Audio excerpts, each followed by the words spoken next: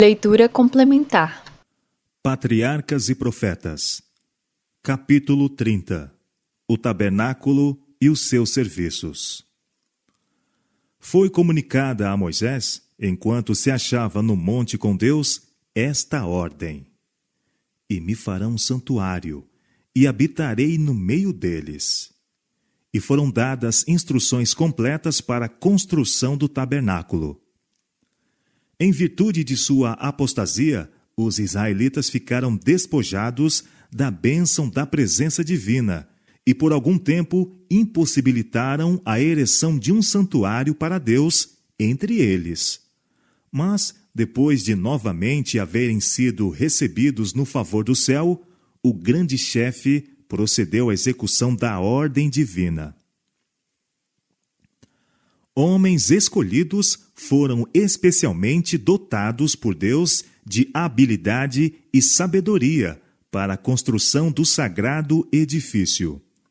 O próprio Deus deu a Moisés o plano daquela estrutura, com instruções específicas quanto ao seu tamanho e forma, materiais a serem empregados e cada peça que fazia parte do aparelhamento que deveria a mesma conter.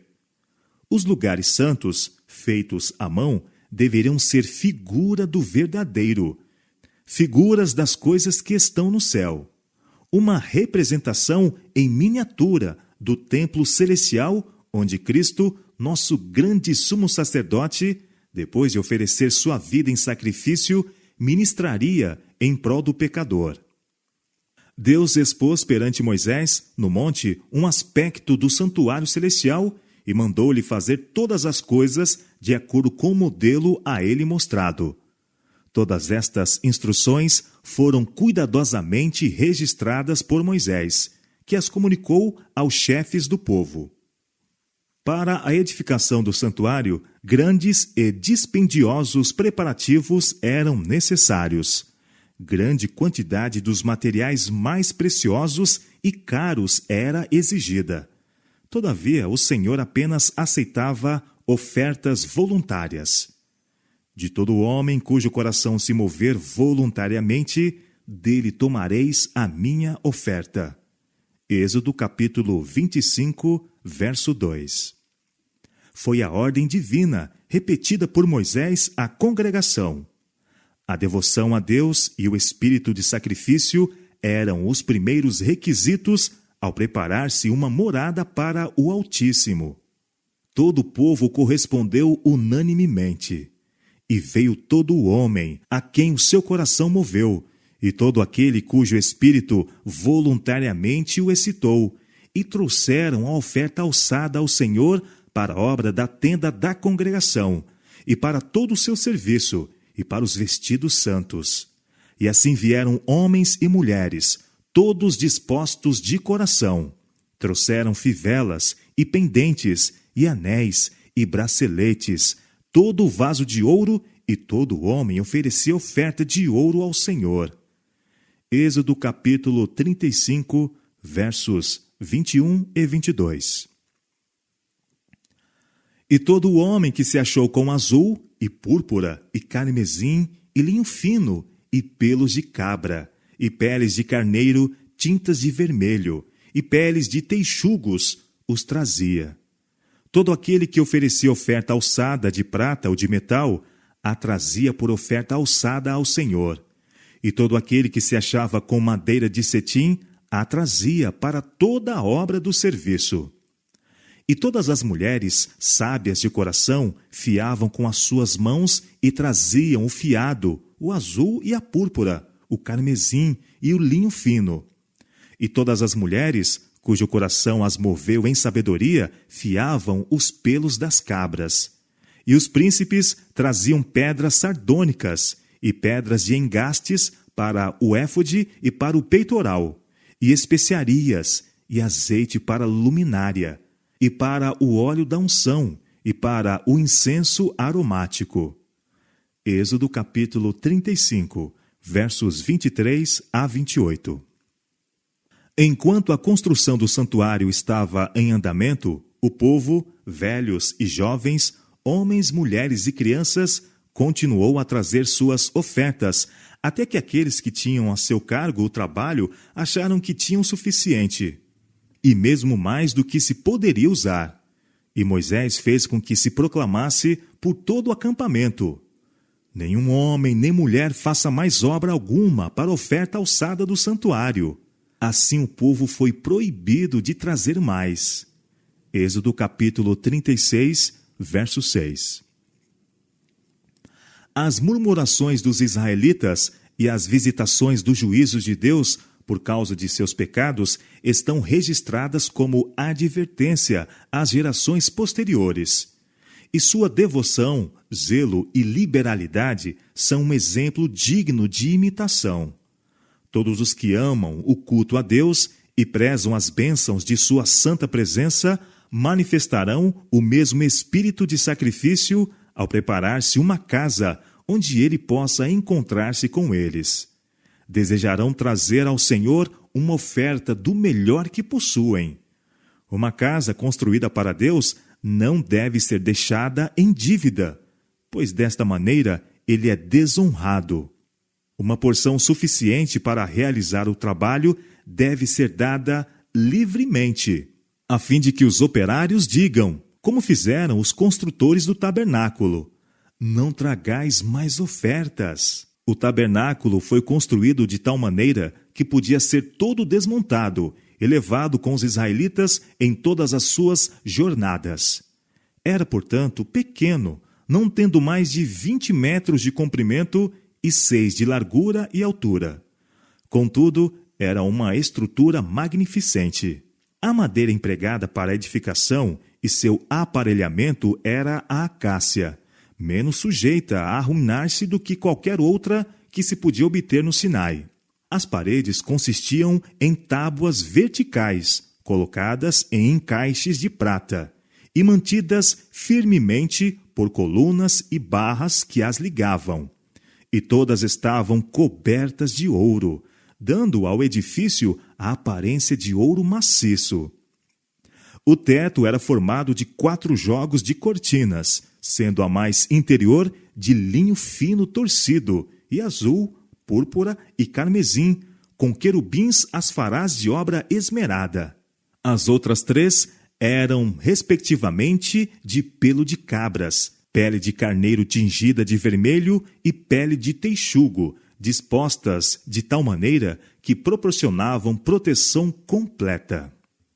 O edifício era dividido em 2 compartimentos por uma rica e linda cortina, ou véu, suspensa de colunas chapeadas de ouro, e um véu semelhante fechava a entrada ao primeiro compartimento.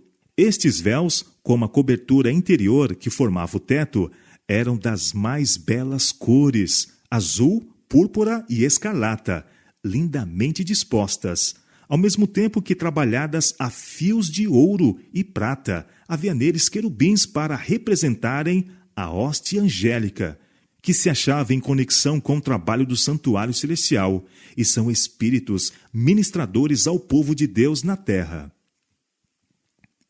A tenda sagrada ficava encerrada em um espaço descoberto, chamado o pátio, que estava rodeado de cortinas ou anteparos de linho fino, suspensos de colunas de cobre.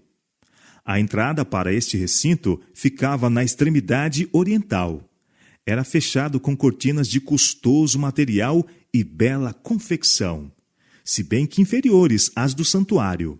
Sendo os anteparos do pátio apenas da metade da altura das paredes do tabernáculo aproximadamente, o edifício podia ser perfeitamente visto pelo povo do lado de fora.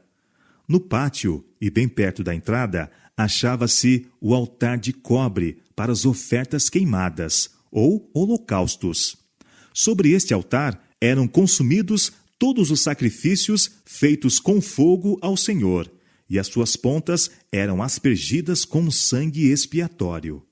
Entre o altar e a porta do tabernáculo estava a pia, que também era de cobre, feita dos espelhos que tinham sido ofertas voluntárias das mulheres de Israel. Na pia, os sacerdotes deveriam lavar as mãos e os pés sempre que entravam nos compartimentos sagrados, ou se aproximavam do altar para oferecerem uma oferta queimada ao Senhor. No primeiro compartimento, ou lugar santo, estavam a mesa dos pães da proposição, o castiçal ou candelabro e o altar de incenso. A mesa com os pães da proposição ficava do lado do norte. Com a sua coroa ornamental, era ele coberto de ouro puro. Sobre esta mesa, os sacerdotes deviam cada sábado colocar 12 pães, dispostos em 2 colunas e aspergidos com incenso. Os pães eram removidos, sendo considerados santos, deviam ser comidos pelos sacerdotes. Do lado do sul estava o castiçal de 7 ramos, com as suas 7 lâmpadas. Seus ramos eram ornamentados com flores artisticamente trabalhadas, semelhantes a lírios, e o todo era feito de uma peça de ouro maciço.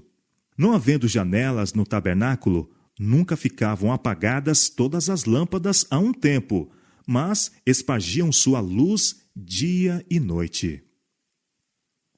Precisamente diante do véu que separava o lugar santo do Santíssimo e da presença imediata de Deus, achava-se o áureo altar de incenso. Sobre esse altar, o sacerdote devia queimar incenso todas as manhãs e tardes. Suas pontas eram tocadas com o sangue da oferta para o pecado, e era aspergido com sangue no grande dia de expiação. O fogo nesse altar fora aceso pelo próprio Deus e conservado de maneira sagrada. Dia e noite, o santo incenso difundia sua fragrância pelos compartimentos sagrados e fora, longe, em redor do tabernáculo. Além do véu interior, estava o Santo dos Santos, onde se centralizava o serviço simbólico da expiação e intercessão, e que formava o elo de ligação entre o céu e a terra. Neste compartimento estava a arca, uma caixa feita de acácia, coberta de ouro por dentro e por fora, e tendo uma coroa de ouro em redor de sua parte superior. Fora feita para ser o receptáculo das tábuas de pedra, sobre as quais o próprio Deus escrevera os 10 mandamentos. Daí o ser ela chamada a Arca do Testemunho de Deus, ou a Arca do Concerto, visto que os 10 mandamentos foram a base do concerto feito entre Deus e Israel. A cobertura da caixa sagrada chamava-se propiciatório. Este era feito de uma peça inteiriça de ouro e encimado por querubins do mesmo metal, ficando um de cada lado. Uma asa de cada anjo estendia-se ao alto, enquanto a outra estava fechada sobre o corpo em sinal de reverência e humildade. A posição dos querubins, tendo o rosto voltado um para o outro e olhando reverentemente abaixo para a arca, representava a reverência com que a hoste celestial considera a lei de Deus e seu interesse no plano da redenção. Acima do propiciatório estava o Shequiná, manifestação da presença divina. E dentre os querubins, Deus tornava conhecida a sua vontade. Mensagens divinas às vezes eram comunicadas ao sumo sacerdote por uma voz da nuvem. Algumas vezes, uma luz caía sobre o anjo à direita, para significar aprovação ou aceitação, ou uma sombra ou nuvem repousava sobre o que estava ao lado esquerdo, para revelar reprovação ou rejeição. A lei de Deus, encerrada na arca, era a grande regra de justiça e juízo. Aquela lei sentenciava a morte ao transgressor, mas acima da lei estava o propiciatório, sobre o qual se revelava a presença de Deus e do mal. Em virtude da obra expiatória, se concedia o perdão ao pecador arrependido. Assim, na obra de Cristo pela nossa redenção, simbolizada pelo ritual do santuário, a misericórdia e a verdade se encontraram, a justiça e a paz se beijaram. Salmo 85, verso 10. Nenhuma linguagem pode descrever a glória do cenário apresentado dentro do santuário. As paredes chapeadas de ouro que refletiam a luz do áureo castiçal, os brilhantes matizes das cortinas ricamente bordadas com seus resplandecentes anjos, a mesa e o altar de incenso, brilhante pelo ouro, além do segundo véu, a arca sagrada, com seus querubins místicos, e acima dela o santo Shequiná, manifestação visível da presença de Jeová. Tudo não era senão um pálido reflexo dos esplendores do templo de Deus no céu, o grande centro da obra pela redenção do homem. Um espaço de tempo de aproximado meio ano foi ocupado na construção do tabernáculo. Quando este se completou, Moisés examinou toda a obra dos construtores, comparando-a com o modelo a ele mostrado no monte e com as instruções que de Deus recebera. Como o Senhor a ordenara, assim a fizeram. Então Moisés os abençoou. Êxodo capítulo 39, verso 43. Com ávido interesse, as multidões de Israel juntaram-se em redor para ver a estrutura sagrada. Enquanto estavam a contemplar aquela cena com satisfação reverente, a coluna de nuvem parou sobre o santuário e, descendo, envolveu.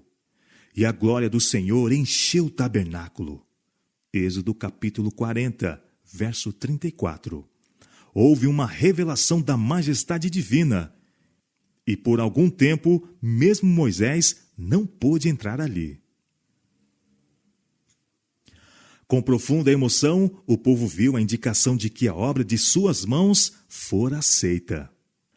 Não houve ruidosas manifestações de regozijo. Temor solene repousava sobre todos. Mas sua alegria de coração transbordou em lágrimas de gozo, e murmuravam em voz baixa ardorosas palavras de gratidão de que Deus houvesse condescendido em habitar com eles. Por determinação divina, a tribo de Levi foi separada para o serviço do santuário. Nos tempos primitivos, cada homem era o sacerdote de sua própria casa. Nos dias de Abraão, o sacerdócio era considerado direito de primogenitura do filho mais velho. Agora, em lugar dos primogênitos de todo Israel, o Senhor aceitou a tribo de Levi para a obra do santuário. Por meio desta honra distinta, manifestou ele sua aprovação à fidelidade da mesma, tanto por aderir ao seu serviço, como por executar seus juízos, quando Israel apostatou com o culto ao bezerro de ouro.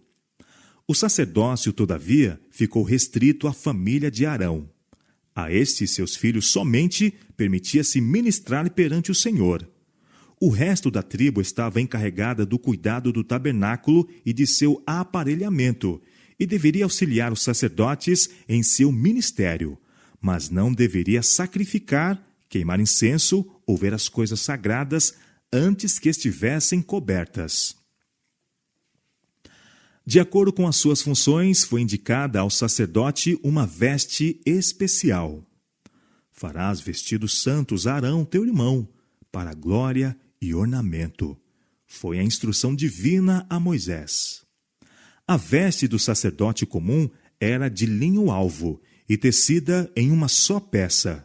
Estendia-se até quase aos pés e prendia-se à cintura por um cinto branco de linho, bordado de azul, púrpura e vermelho.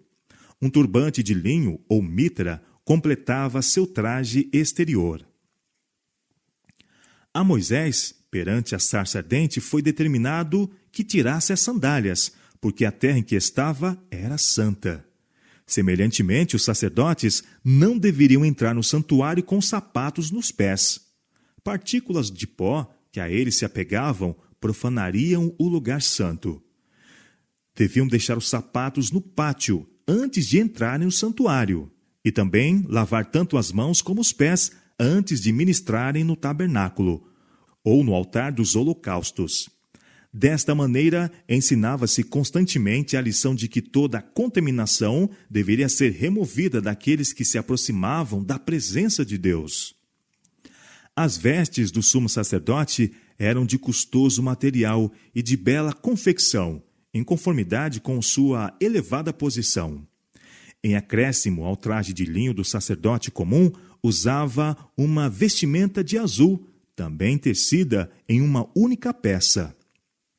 Ao longo das fímbrias era ornamentada com campainhas de ouro e romãs de azul, púrpura e escarlate.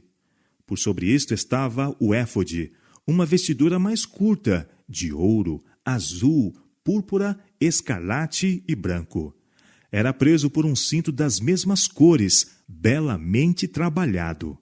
O éfode não tinha mangas, e em suas ombreiras, bordadas de ouro, achavam-se colocadas 2 pedras de ônix, que traziam os nomes das 12 tribos de Israel. Sobre o éfode estava o peitoral, a mais sagrada das vestimentas sacerdotais. Este era do mesmo material que o éfode. Era de forma quadrada, media 1 palmo e estava suspenso dos ombros por um cordão de azul, por meio de argolas de ouro. As bordas eram formadas de uma variedade de pedras preciosas, as mesmas que formam os 12 fundamentos da cidade de Deus. Dentro das bordas havia 12 pedras engastadas de ouro, dispostas em fileiras de 4, e como as das ombreiras, tendo gravados os nomes das tribos. As instruções do Senhor foram: Arão levará os nomes dos filhos de Israel no peitoral do juízo, sobre o seu coração, quando entrar no santuário, para memória diante do Senhor continuamente. Êxodo capítulo 28, verso 29. Assim, Cristo, o grande sumo sacerdote, pleiteando com seu sangue diante do Pai, em prol do pecador, traz sobre o coração o nome de toda alma arrependida e crente. Diz o salmista: Eu sou pobre e necessitado, mas o Senhor cuida de mim. Salmo 40, verso 17. À direita e à esquerda do peitoral haviam 2 grandes pedras de grande brilho. Estas eram conhecidas por Urim e Tumim. Por meio delas, fazia-se saber a vontade de Deus pelo sumo sacerdote. Quando se traziam perante o Senhor questões para serem decididas, uma areola de luz que rodeava a pedra preciosa à direita era sinal do consentimento ou aprovação divina, ao passo que uma nuvem que ensombrava a pedra à esquerda era prova de negação ou reprovação. A mitra do sumo sacerdote consistia no turbante de alvo linho, tendo presa ao mesmo, por um laço de azul, uma lâmina de ouro que trazia a inscrição: Santidade ao Senhor. Todas as coisas ligadas ao vestuário e conduta dos sacerdotes deviam ser de molde a impressionar aquele que as via, dando-lhe uma intuição da santidade de Deus, santidade de seu culto e pureza exigida daqueles que iam à sua presença. Não somente o santuário em si mesmo, mas o ministério dos sacerdotes deviam servir de exemplar e sombra das coisas celestiais. Assim foi isto de grande importância, e o Senhor, por meio de Moisés, deu a mais definida e explícita instrução concernente a cada ponto deste ritual típico. O ministério no santuário consistia em 2 partes, um serviço diário e outro anual. O cerimonial diário era efetuado no altar dos holocaustos, no pátio do tabernáculo, bem como no lugar santo, ao passo que o serviço anual era no lugar santíssimo. Nenhum olho mortal, a não ser o do sumo sacerdote, devia ver o compartimento interno do santuário. Apenas uma vez ao ano podia o sacerdote entrar ali, e isso depois da mais cuidadosa e solene preparação. Com tremor, entrava perante Deus, e o povo, com reverente silêncio, aguardava a sua volta, tendo erguido o espírito em oração fervorosa pela bênção divina. Diante do propiciatório, o sumo sacerdote fazia expiação por Israel, e na nuvem de glória de Deus se encontrava com ele. Sua demora ali, além do tempo costumeiro, enchia-os de receio de que, por causa de seus pecados ou dos dele, houvesse sido morto pela glória do Senhor. O culto cotidiano consistia no holocausto da manhã e da tarde. na oferta de incenso suave no altar de ouro e nas ofertas especiais pelos pecados individuais.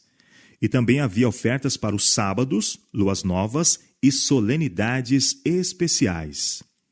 Toda manhã à tarde, um cordeiro de 1 ano era queimado sobre o altar, com sua apropriada oferta de manjares, simbolizando assim a consagração diária da nação a Jeová e sua constante necessidade do sangue expiatório de Cristo. Deus ordenara expressamente que toda oferta apresentada para o ritual do santuário fosse sem mácula. Os sacerdotes deviam examinar todos os animais levados para o sacrifício e rejeitar todo aquele em que se descobrisse algum defeito. Apenas uma oferta sem mácula poderia ser um símbolo da perfeita pureza daquele que se ofereceria como um cordeiro imaculado e incontaminado. O apóstolo Paulo aponta para esses sacrifícios como uma ilustração do que os seguidores de Cristo devem tornar-se. Diz ele: Rogo-vos, pois, irmãos, pela compaixão de Deus, que apresenteis os vossos corpos em sacrifício vivo, santo e agradável a Deus, que é o vosso culto racional. Romanos capítulo 12, verso 1. Devemos entregar-nos ao serviço de Deus e procurar que a oferta se aproxime o máximo possível da perfeição. Deus não se agradará de coisa alguma inferior ao melhor que podemos oferecer. Aqueles que o amam de todo o coração desejarão dar-lhe o melhor serviço de sua vida e estarão constantemente procurando pôr toda a faculdade de seu ser em harmonia com as leis que promoverão sua habilidade para fazerem a sua vontade.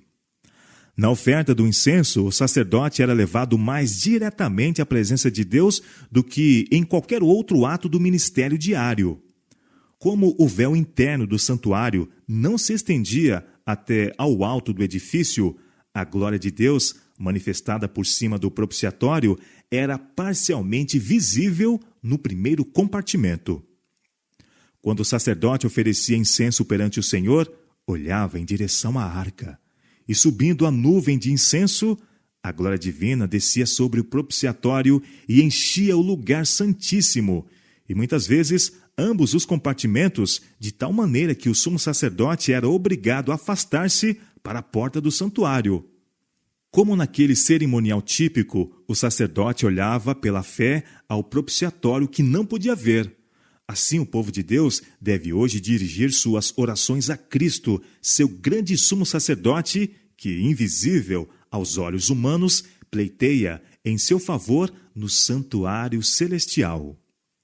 O incenso que subia com as orações de Israel representa os méritos e intercessão de Cristo, sua perfeita justiça, que pela fé é atribuída a seu povo e que unicamente pode tornar aceitável a Deus o culto de seres pecadores.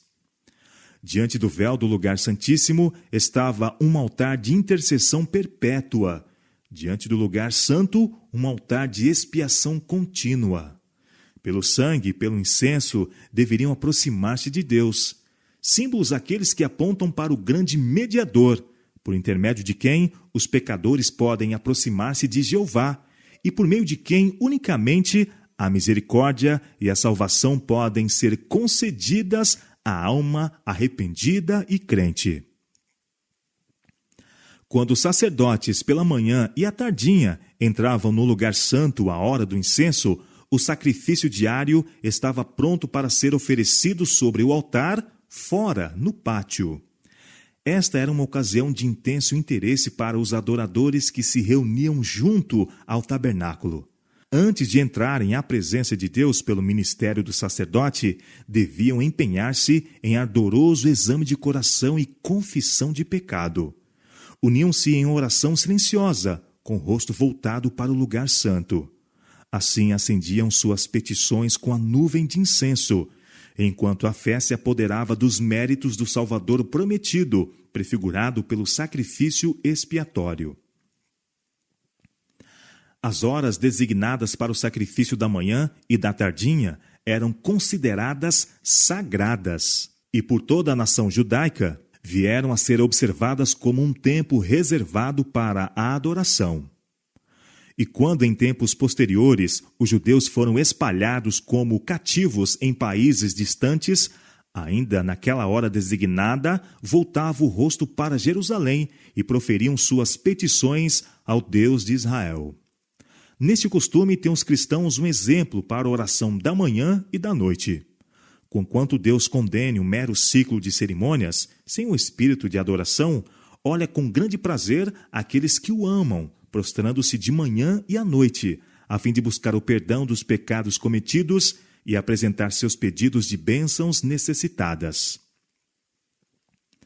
Os pães da proposição eram conservados sempre perante o Senhor como uma oferta perpétua. Assim, era isto uma parte do sacrifício cotidiano. Era chamado pão da proposição, ou pão da presença, porque estava sempre diante da face do Senhor. Era um reconhecimento de que o homem depende de Deus, tanto para o pão temporal como o espiritual, e de que este é recebido apenas pela mediação de Cristo.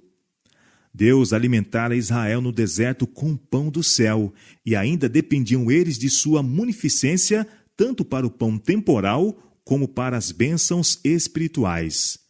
Tanto o maná como o pão da proposição apontavam para Cristo, o pão vivo, que sempre está na presença de Deus por nós. Ele mesmo disse: Eu sou o pão vivo que desce do céu. São João, capítulo 6, versos 48 a 51. O incenso era posto sobre os pães.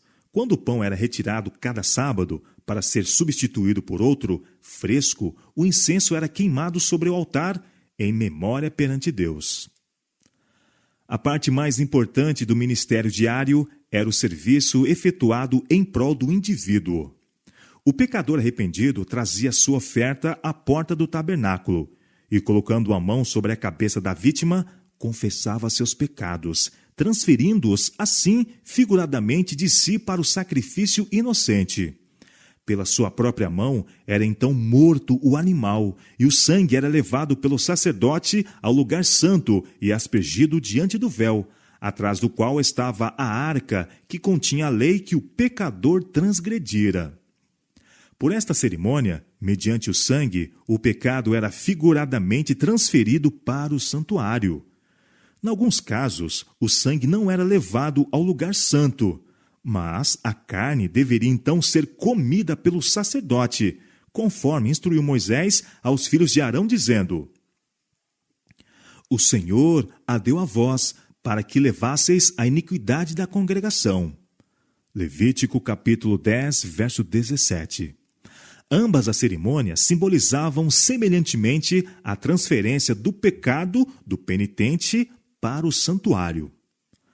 Tal era a obra que dia após dia continuava durante o ano todo. Os pecados de Israel, sendo assim transferidos para o santuário, ficavam contaminados os lugares santos, e uma obra especial se tornava necessária para sua remoção. Deus ordenara que se fizesse expiação por cada um dos compartimentos sagrados, assim como pelo altar, para o purificar das imundícias dos filhos de Israel e os santificar. Uma vez ao ano, no grande dia da expiação, o sacerdote entrava no lugar santíssimo para a purificação do santuário. O trabalho ali efetuado completava o ciclo anual do ministério. No dia da expiação, 2 bodes eram trazidos à porta do tabernáculo e lançavam-se sortes sobre eles, uma sorte pelo Senhor e a outra sorte pelo bode emissário. O bode sobre o qual caía a primeira sorte deveria ser morto como oferta pelos pecados do povo. E o sacerdote deveria levar seu sangue para dentro do véu e aspergi-lo sobre o propiciatório. Assim fará expiação pelo santuário, por causa das imundícias dos filhos de Israel e de suas transgressões, segundo todos os seus pecados. E assim fará para a tenda da congregação que mora com eles no meio das suas imundícias. Levítico capítulo 16, verso 16. E Arão porá ambas as suas mãos sobre a cabeça do bode vivo, e sobre ele confessará todas as iniquidades dos filhos de Israel e todas as suas transgressões, segundo todos os seus pecados, e os porá sobre a cabeça do bode, e enviá-lo-á ao deserto, pela mão de um homem designado para isso. Assim aquele bode levará sobre si todas as iniquidades dele à terra solitária. Levítico capítulo 16, versos 21 e 22. Antes que o bode tivesse desta maneira sido enviado, não se considerava o povo livre do fardo de seus pecados. Cada homem deveria afligir sua alma, enquanto prosseguia a obra da expiação. Toda ocupação era posta de lado, e toda a congregação de Israel passava o dia em humilhação solene perante Deus, com oração, jejum e profundo exame de coração. Importantes verdades concernentes à obra expiatória eram ensinadas ao povo por meio deste serviço anual.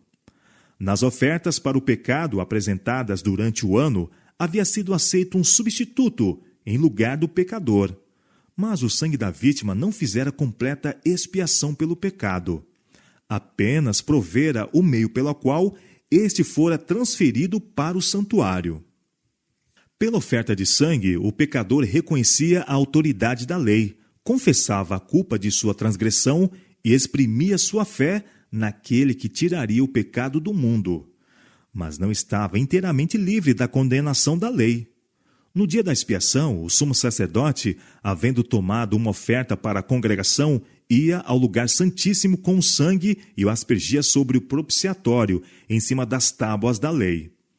Assim se satisfaziam os reclamos da lei, que exigia a vida do pecador.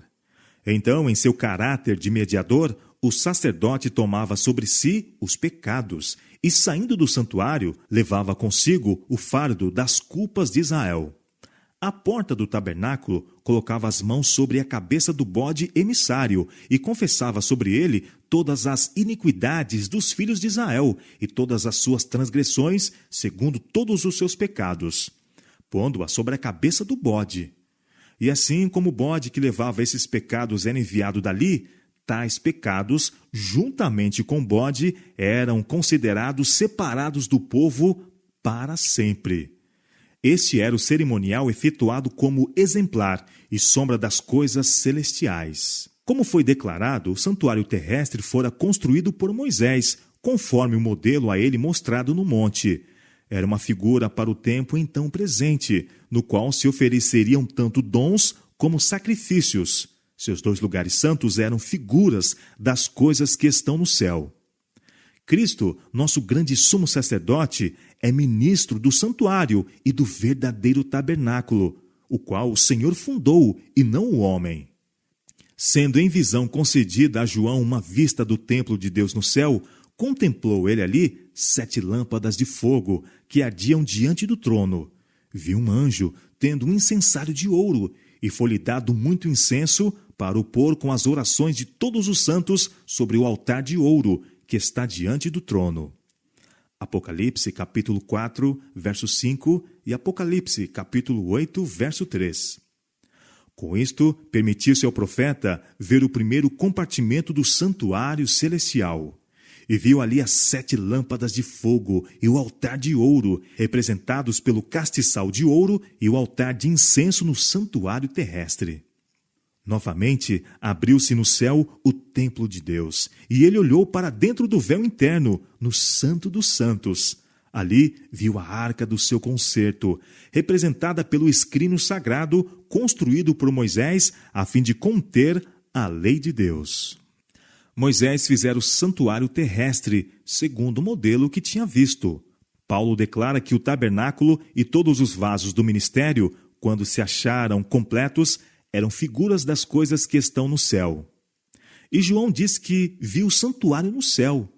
Aquele santuário em que Jesus ministra em nosso favor é o grande original de que o santuário construído por Moisés era uma cópia. Do templo celestial, morada do Rei dos Reis, onde milhares de milhares o servem e milhões de milhões estão diante dele, templo repleto da glória do trono eterno, onde serafins, seus guardas resplandecentes, velam o rosto em adoração, sim, desse templo, nenhuma estrutura terrestre poderia representar a vastidão e glória. Todavia, importantes verdades relativas ao santuário celestial e à grande obra ali prosseguida em prol da redenção do homem deveriam ser ensinadas pelo santuário terrestre e seu cerimonial. Depois de sua ascensão, nosso Salvador iniciaria sua obra como nosso sumo sacerdote. Diz Paulo: Cristo não entrou num santuário feito por mãos, figura do verdadeiro, porém no mesmo céu, para agora comparecer por nós perante a face de Deus.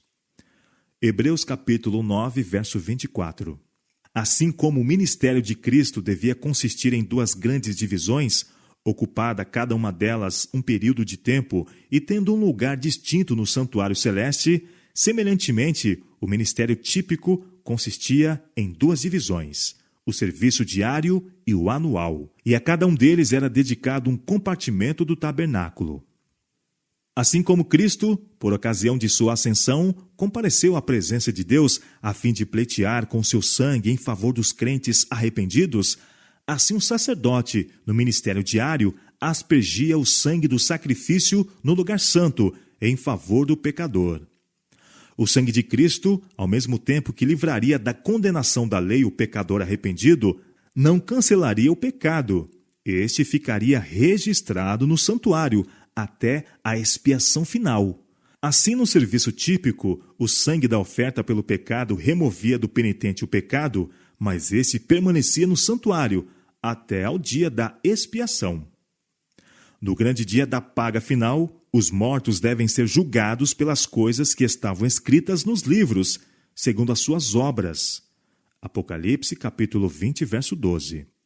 Então, pela virtude do sangue expiatório de Cristo, os pecados de todo verdadeiro arrependido serão eliminados dos livros do céu. Assim, o santuário estará livre ou purificado do registro de pecado.